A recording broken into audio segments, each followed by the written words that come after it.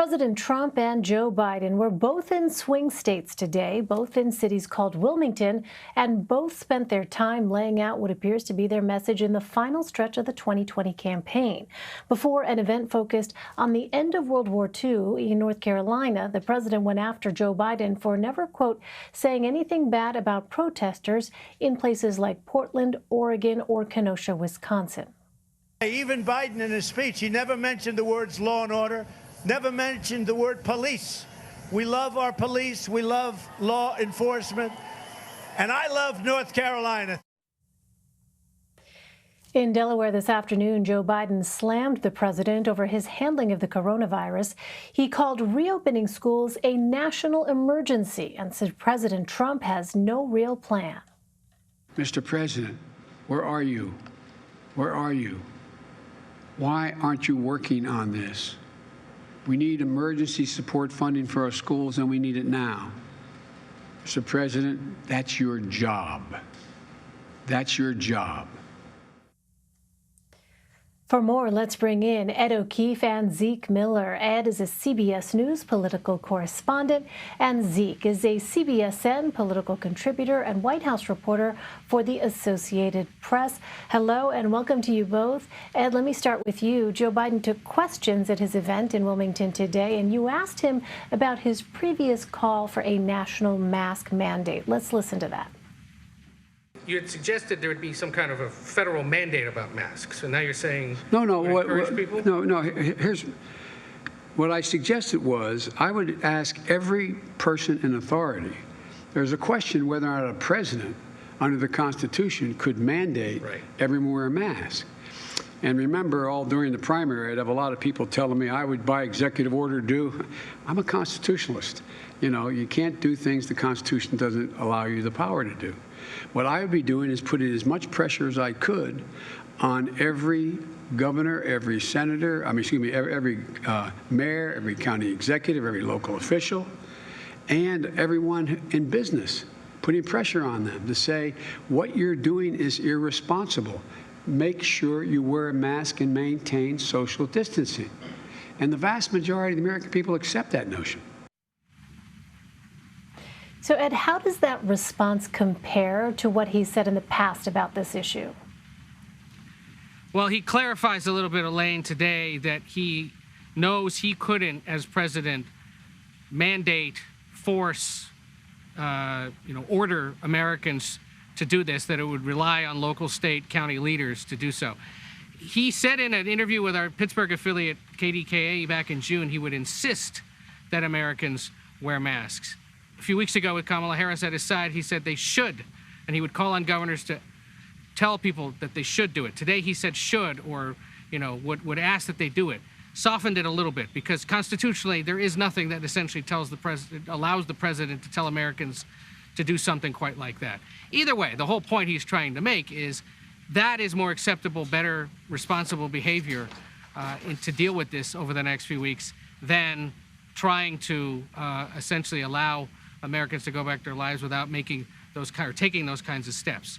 But this was an event officially called to discuss his plans to reopen schools across the country. He calls it a national emergency, said he would call on the Federal Emergency Management Agency to make use of the Stafford Act, which is essentially the pot of money that is paid out for disaster relief after hurricanes or tornadoes or earthquakes, saying that this is a national emergency. This should be paid for with federal funding to help make schools safer. Says the Trump administration should do that right now. He had met with some education and health officials about that. And part of his desire to keep focused on the pandemic itself and the management of it, or the mismanagement of it, in his view, versus the president's focus on violence in the streets and his focus on so-called law and order issues. Well, yeah, Zeke, Joe Biden is going after President Trump's handling of the coronavirus pandemic. We've learned of 2 more campaign stops for him, Kenosha, Wisconsin tomorrow, and Shanksville, Pennsylvania for the anniversary of 9/11. You recently reported, Zeke, on how the president has taken up law and order as his 2020 rallying cry and that it carries risks.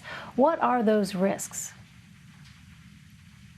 Well, there are risks both for President Trump and risks for Joe Biden here.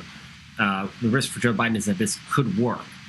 This is, in a way, for the Trump campaign, Law and order in 2020 is just like Build the Wall was in 2016. It was a succinct message to the president's base, a rallying cry for his supporters, coded in racist and imagery at times and in references at times, but is a sort of rallying cry the president believes will get his supporters out to the polls. That's the risk for Joe Biden. The risk for President Trump is that for all of those reasons, the coded imagery that goes to 5 decades of law and order type campaigning from American leaders, maybe going back, that could turn off moderate voters for the president, the same voters he's trying to win over to vote for him, particularly in the suburbs. That there is an issue with the president who is perceived by some Americans to be intolerant or racist, and he has to sort of get over that threshold for them to consider voting for him if maybe they like some of his other policies. So there's the risk for the president, and then there's the risk for the Biden campaign that this message from the president can animate enough of the president's supporters that they will turn out to the ballot box come November. Well, Elaine, on this point about travel. Yeah, go ahead, Ed. Just real quick, Elaine, a little breaking news as we started here that we might as well pass along.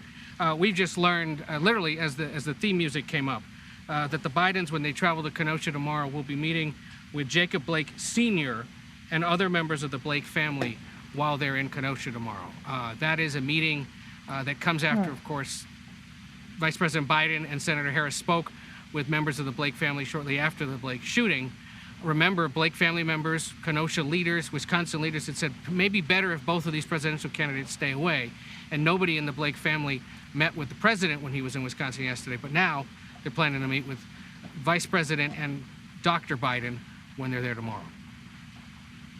So, with this news, Zeke, I'm reminded that the president during his roundtable, correct me if I'm wrong, had the pastor of Jacob Blake Jr.'s mother with him at this roundtable that included some local officials in Kenosha, and that the president had been saying that they had not been able to get in touch with Jacob Blake to try and make a connection. What's the very latest on that? Has there been any kind of update, Zeke, with respect to the idea of the president reaching out to contact the Blake family?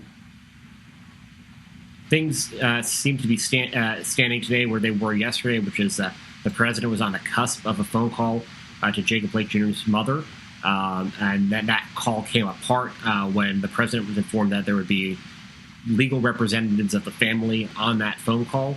And the president told reporters yesterday that he believes he has enough lawyers in his life and didn't want to participate in a call with Jacob Blake's mother if there were others, particularly attorneys, on the line with him. There's been no additional outreach and no additional outreach to other members of the family, we're told. And so, Zeke, just going back to this notion of the law and order message from the president, it was interesting during the Republican convention last week to hear, for instance, Secretary Ben Carson mention Jacob Blake Jr. by name. He extended empathy, sympathy to the family. He said, "My heart goes out to the family." And we did not hear President Trump mention Jacob Blake's name, but clearly as part of this law and order message, the calculation sounds as though it is almost a binary choice here, or at least it could appear that way to some. That is certainly how the president and members of his campaign are characterizing it. It's you're either for people who are protesting against racial injustice, or you're for law and order. That is how the president is casting it. He sort of believes, and we've seen this throughout his political life in these very stark binary choices. He believes that voters grasp onto them, and that animates them to vote his way at the ballot box. Joe Biden, as we heard yesterday, and then over the past several days, has sort of been more trying to be more nuanced here, that you can be for peaceful protest and against violence, for law and order, and on the side of those who are protesting peacefully to try to change a broken system. From the Trump campaign standpoint, that is they prefer simple messaging to nuance, and politics in general is a brute force tool So that's the challenge that, to a certain extent, that the Biden campaign will have to face here is how do they acknowledge, they've done a fairly good job of it so far, and an effective job, but in the suburbs, in some key demographic areas where it matters, where the election will be decided this November, will brute messaging win out over nuance, and that's the challenge on both sides come November. Yeah, I'm curious, Ed, from the Biden campaign on that side, how do they see this?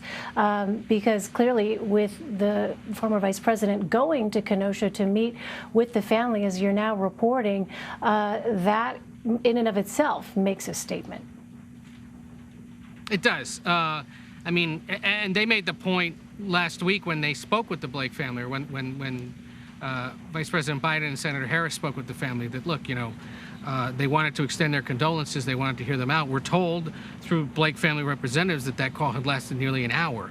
And I believe it was the father who said that, they just wanted to hear how it was for me. They had no real agenda otherwise. And we were able to talk about this issue and about our family. Look, this is all designed to sort of cast Biden and Harris as people who are more interested in trying to heal the country or bring people together. He said that today. He said, look, I'm not going to Kenosha to tell them what to do. I'm trying to help a community heal. That's what presidents do, essentially the gist of his message. And that's what he'll probably try to demonstrate tomorrow. That, look, the president was here 2 days ago, went to see some of the damage caused by the unrest and the violence that's been caused in the wake of the shooting. But here I am meeting with members of the family, listening and trying to show what I would try to do as president. It's a pretty sharp contrast at a time when both candidates are after Wisconsin's 10 electoral votes. They're both advertising now in the state. Biden focused more on issues surrounding the pandemic and the idea that the president is trying to scare Americans. The president running advertising that suggests that Biden is soft on law and order issues, and we'll see ultimately which one prevails. Most of the summer, Biden has enjoyed an advantage out there. After this week, we could sure use a good statewide poll out of the Badger State to tell us what they all make of this. Yeah, well, with Wisconsin as a backdrop here, we're getting a snapshot of another battleground state, Pennsylvania. Zeke, a new Monmouth poll found the presidential race is narrowing in Pennsylvania, showing Biden with a 4-point lead over President Trump. How is the Trump campaign planning on closing the gap in places like Pennsylvania? What kinds of events do they want to do? Well, we're going to be seeing more of the same from the president, more of these smaller airport-style rallies that the president can sort of pop in and pop out in these smaller communities, fewer of the big arena-style events that we've seen in the past, in part because of the coronavirus and in part because they would like to go into some of these smaller communities where they believe there are more Trump votes to be gotten. But I think it's important to note, as what this poll is showing, and it is one snapshot of one swing state, but more broadly, coming after the conventions, the Trump campaign is feeling a little bit of wind at their backs right now, where they were concerned that this campaign could have effectively been over a couple of weeks ago if Biden's convention had been very powerful and their convention had been a dud. That this race could have been over before September started. Here they are in September. They believe they have a little bit of momentum coming out of their convention, and that the race will be tightening. The polls over the summer showed Biden with a very substantial lead. We have not seen elections decided by wide margins like that in this country, so they knew it was always going to get tighter. So now the challenge for them is going to be how do they get back on top of Biden, and that is going to be a pretty steep climb. It's going to be a battle out all the way through November 3rd. Well, finally, Ed, Joe Biden was also asked about the presidential debates today. Moderators for those were announced earlier. What did he have to say about that? Said he's preparing for them and has been thinking about it. Urged broadcasters to run live fact-checking of the president's statements on screen while he's speaking.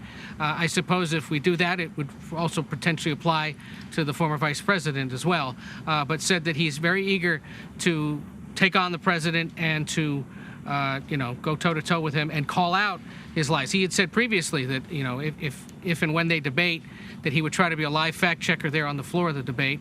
We'll see how that goes. We should point out the Trump campaign today, in a statement, said Not entirely thrilled with this list of moderators, especially because none of them were on the list of preferred moderators that the Trump campaign had provided.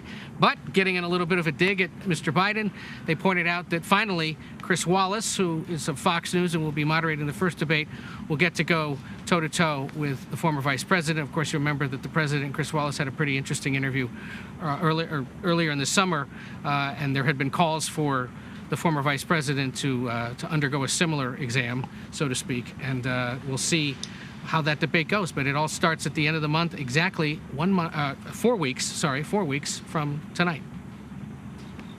Yes. Okay. Ed O'Keefe and Zeke Miller, great to have you both. Thank you very much. From last night. From last night.